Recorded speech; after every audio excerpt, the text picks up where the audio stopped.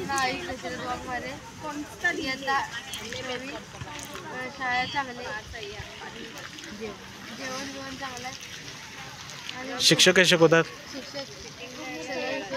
आणि एक्स्ट्रा तास बरं. तुझ्यात काय इथं प्रगती झाली आल्यापासून?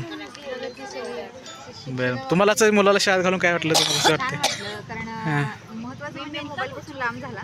त्यामुळे जेवढा जास्त वेळ होता तेवढा पुस्तकात अभ्यासात चालला आणि अदर ऍक्टिव्हिटीज म्हणून खेळ पण भरपूर होतात त्याचे.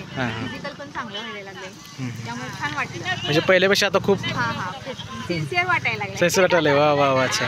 खूपच सिन्सिअर वाटायला लागलाय सर. म्हणजे फोनवर बोलताना पण असं वाटतं की खूप म्हणजे जबाबदारी वाढल्यासारखं वागतोय. बरं बरं. वाटायला मुलांच्यात मग काय बदल वाटला आता? हो खूप बदल झालाय. आणि महत्वाचं म्हणजे सकाळी लवकर उठतोय तो 4 वाजता उठतोय. म्हणजे घरी किती वाजता उठायचा? 7 वाजता. हा म्हणजे महत्वाचा बदल त्याच्यामध्ये.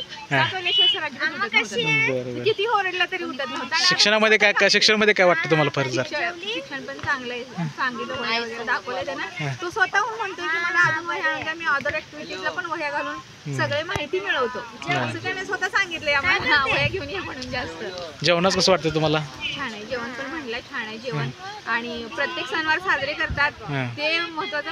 हा नाही म्हणून सर अक्षरशः आम्ही बैलपोळा सण साजरा केला नाही का हा घालायला पोळ्या आवडतात आणि यांनी इथं पोळ्या घालल्या नाही. सांगत होता म्हणजे मोबाईलला पण रोज हे असते व्हिडिओ वगैरे असतात.